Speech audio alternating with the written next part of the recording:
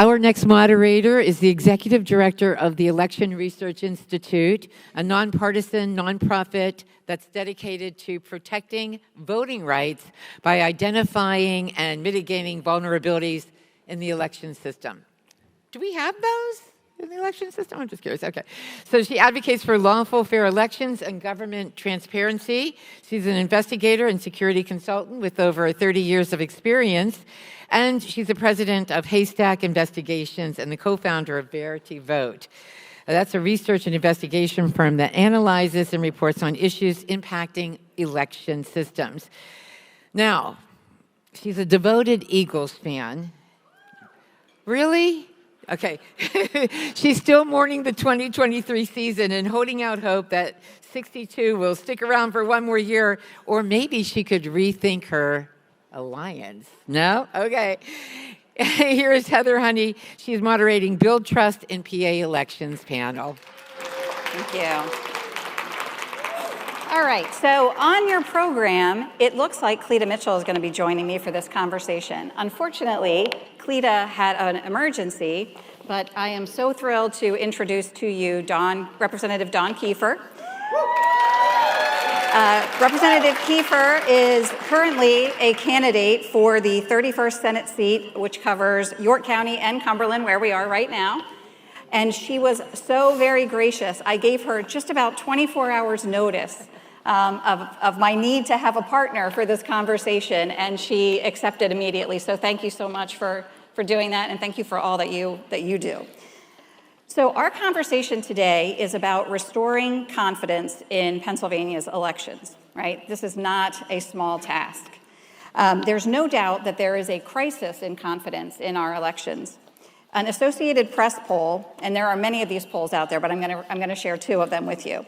An Associated Press poll last year asked 1,200 people, Democrats and Republicans, how much confidence do you have that the votes in the 2024 presidential election will be counted accurately?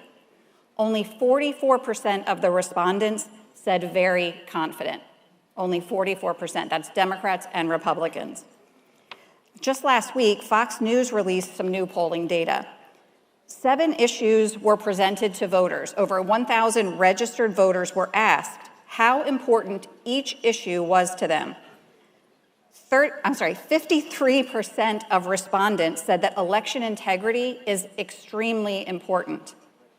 That is higher than the number of people who responded that immigration is extremely important.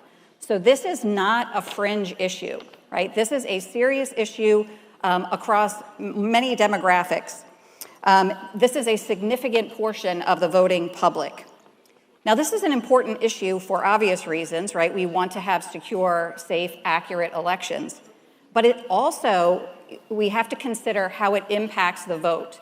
When people don't believe that their votes will be counted, when people think that their votes don't matter, that suppresses the vote.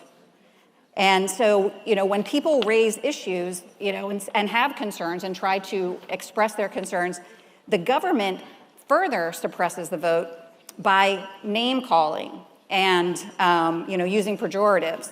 And Representative Keefer, I think that you might have a little bit of experience with that. Right. So I worked with many legislators after the 2020 election trying to figure out what happened. And as we would uncover either an anomaly or something where the county or the precinct or the election worker simply didn't follow the law, we were called election deniers. We were called anti-democracy. And the NPR wrote an article, it was in July, I think it was shortly after January 6th, and they were tying anything that you did to challenge or question the election, they were lumping us in, calling us seditionists and insurrectionists. And so they wrote this whole article. They named all of the legislators that had signed a letter that were asking for a full review of the election, a full audit. And they said that we were insurrectionists and we were seditionists, and that any time that they report on us, that they would let their readers know that we were insurrectionists and seditionists. Wow, right.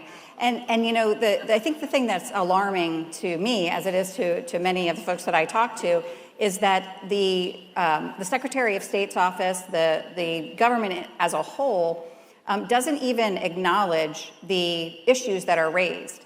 So instead of, saying, oh, well, you know what, we had some errors, we can work that out, we can make some process improvements, instead they gaslight and they say, that it didn't happen, there's no such thing, or that's been debunked. Which of course, as Frank Ryan will share with you, it has not been debunked. So last week, Secretary Schmidt had an online forum where he said he was going to be answering questions from the voters. And so you were allowed to go online and submit questions to him. So instead of answering questions that were posted by, people who took the time out of their day to join there, he instead took the opportunity to talk about what he thinks the biggest threat to our elections is, which is, according to him, misinformation and disinformation, which of course is simply code word for anything that they believe to be non-preferred speech, and again, their efforts to justify censorship. Of course, in February, Shapiro announced the creation of his Election Threats Task Force to, again, protect our elections by combating information that they don't like. Now, what's really interesting is that just days before Obama left office, in fact, one of the last things that he did is the Department of Homeland Security designated our elections as critical infrastructure. And in doing that, it authorized the sort of addition of CISA into our elections. Now, CISA is the Cybersecurity Infrastructure Security Agency, and that's an agency within the Department of Homeland Security. So in June, the House Judiciary Committee held a series of hearings about this, and they issued a report on how CISA had been weaponized against the American people. And in that report, they wrote that the federal government coordinated with private organizations to police thoughts, ideas, and beliefs. And the report shows how this was like a whole-of-government coordinated effort. The director of CISA is actually quoted as saying that CISA is in the business of critical infrastructure. And I'm going to quote here exactly. The most critical infrastructure, she says, is our cognitive infrastructure. And that is, it is the job of CISA to build resilience to misinformation and disinformation. So essentially, we have the federal government, thinks that we're too dumb to figure out what's true and what's false, and that we need their help to do this. But I think the most alarming thing, and Representative Keefer and I have been talking about this and are really concerned about where this is heading, is this narrative about threats to election workers.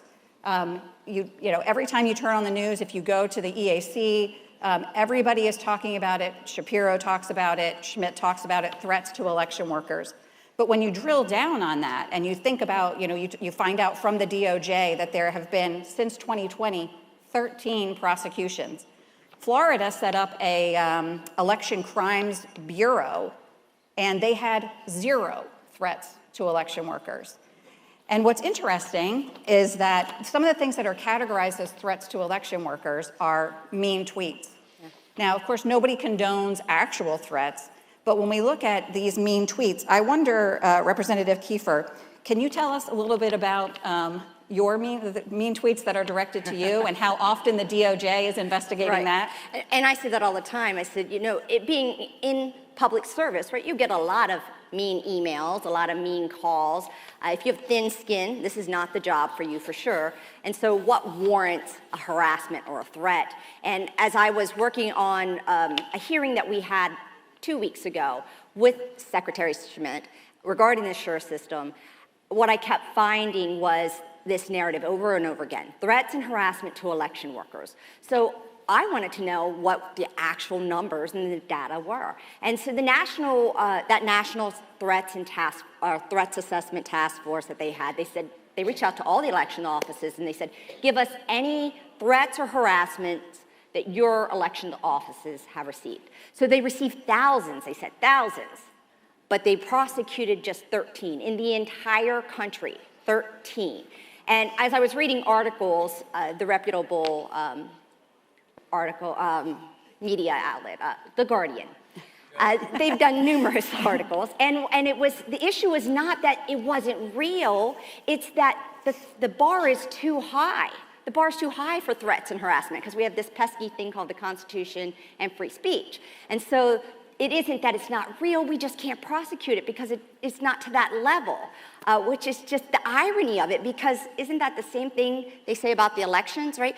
We're all election deniers because there have been no prosecuted case. They've all been thrown out, right? But the bar's not too high for that, even though we can document, and we've cited case after case of all the illegal actions that took place during the elections. But there's nothing to see here. But this is a crisis. And my frustration that I was sharing with you is that this is all fabricated, and what they're going to do is use this to gin up the base. So it's the same thing they did during COVID with all the election workers when we started losing election workers, right?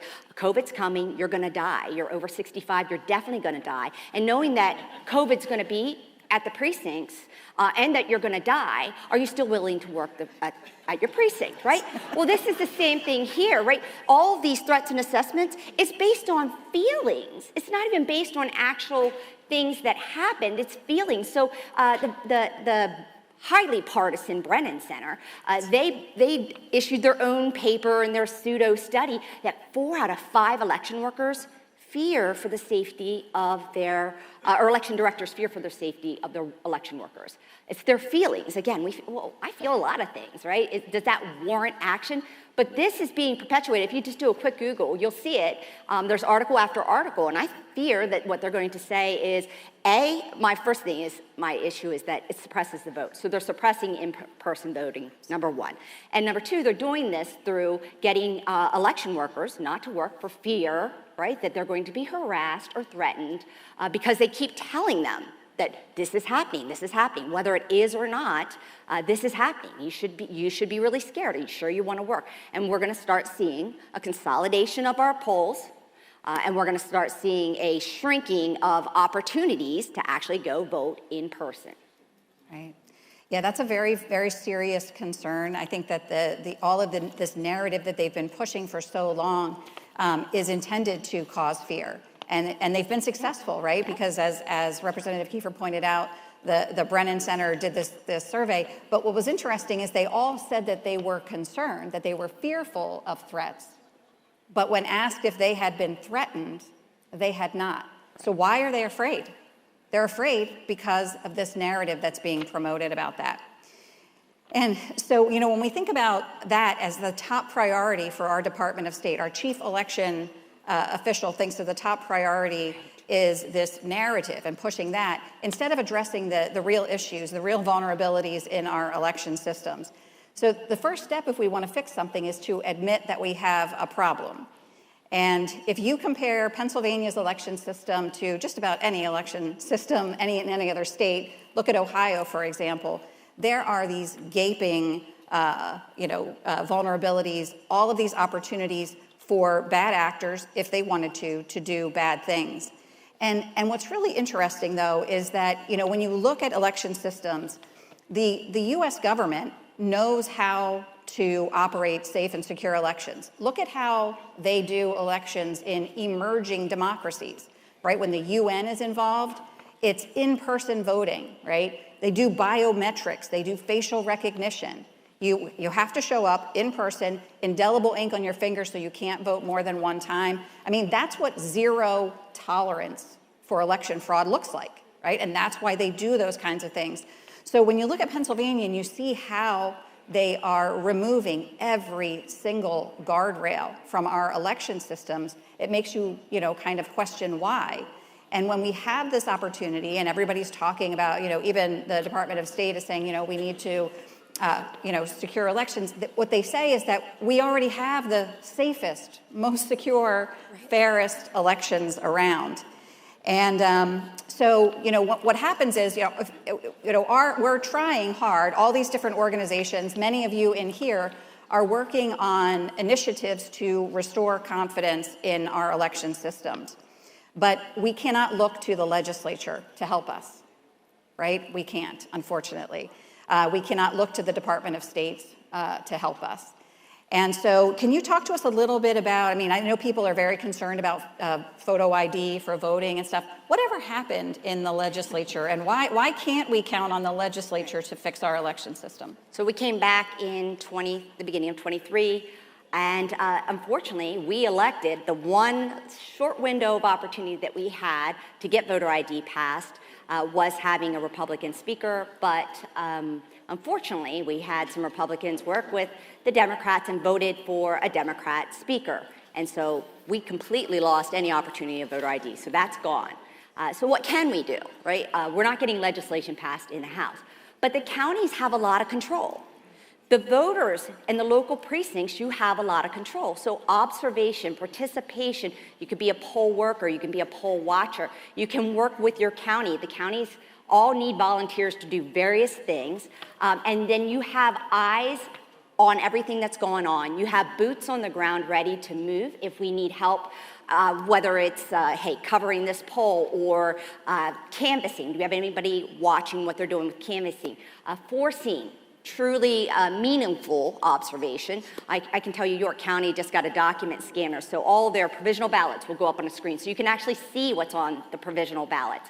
So I think many of you may have heard in 2020 when everybody was frustrated and saying, what can we do? And people would go in and ask to get access to the ballots or to observe whatever part of the election system, and they were being denied. It's 3 people. It takes 3 constituents of that precinct to file for it. And a lot of times we were scrambling to get 3 individuals, residents from that precinct to file some kind of a motion to get access to the ballots. But then that leads to what our counties are doing. So our counties have full authority. They can say, yes, they can comply with the law. They can look at the law and say, here's what we're going to do. For full transparency, that's the biggest thing, right? If we want voter integrity, right? If we want confidence in our elections and voters to feel secure about our elections, right? Transparency. Let's have transparency throughout the entire process. But the state actually fights us tooth and nail. Not only do they fight us, I mean, they take us to court to not have to disclose public documents, which is criminal in my opinion, but your counties could be a backstop for this. Your counties have the ability to take charge here, and they can provide full transparency. It's all within their realm, and we have. It's actually documented. Heather will come and say, hey, I heard during this testimony, we have it. I can tell you what part it is where Al Schmidt said this, or the deputy director said that, where they say the counties have the ultimate authority on many of these things. So let's bring in full transparency at the county level, so then when something happens at the state level, we can say, no, we already have a record of this. And we have observers. We have people who observe the process. And then you negate a lot of these, false narratives that may be out there, or people that misunderstand, whatever it may be. We actually have people that observed, and we have witnesses there and boots on the ground. Absolutely, yeah. So again, just to echo that point real quick, I think we're getting a little short on time. I have 2 really important things I want to talk about. But first, I must say that the county commissioners, the Board of Elections in the counties, you have authority. A guidance from the Department of State is just that. It is a guidance. The other thing I want to talk about is if you are a candidate, and I know there's some candidates in here, if you were working for a candidate, the candidates can credential people to observe. The candidates can also authorize representatives to go and observe central count, the pre-canvass and the canvass of the mail ballots. We need to have eyes on every part of this. As Don mentioned, transparency increases trust, and we really need to take advantage of all of those things. If you want to sign up, there is a website. It is restoringconfidence.org. Restoringconfidence.org. We can give you information about all of these initiatives. But before we go, I want to talk a little bit about Keefer v. Biden.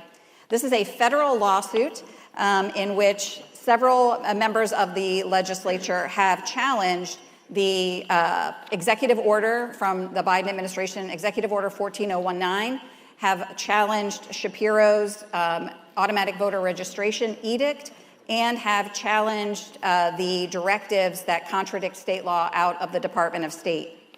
Now, what we're trying to do through this lawsuit is to restore the balance of power in our state. And can you tell us a little bit about why you feel strongly about this, and why Fox News reported that this is the most important legal issue for elections this year. So again, it is about a balance of power. We have certain constitutional rights that were given to us as elected officials. So as a candidate and as an elected official, I have specific constitutional rights. And those have been usurped by both the governor, his administration, and the president. Now, we've gotten pushback by some of our legal staff that says, no, you had those authorities, but you delegated them. And while we may delegate some things, right, there are certain things, A, you can't delegate, and B, we never delegate the authority to break the law. And this is what they have done. They have gone above and beyond what the law actually says, what we had authorized them to do. And if we don't draw this line in the sand, if we don't get a decision on this, this is like, again, one more backslide that we will have with you, essentially the courts running everything. Right. So again, we can certainly use your support on this case. Please tell your friends about it. We are very hopeful about our chances in the appeals court. We were dismissed for standing, as most of these cases are, but this is really a really critical case. And if you are interested in getting more information following this case, on the goodie bags that you got is the Election Research Institute website. You can look on your goodie bag and sign up there, and we'll send around updates on our cases. So thank you, and thank you so much for stepping up at the last minute.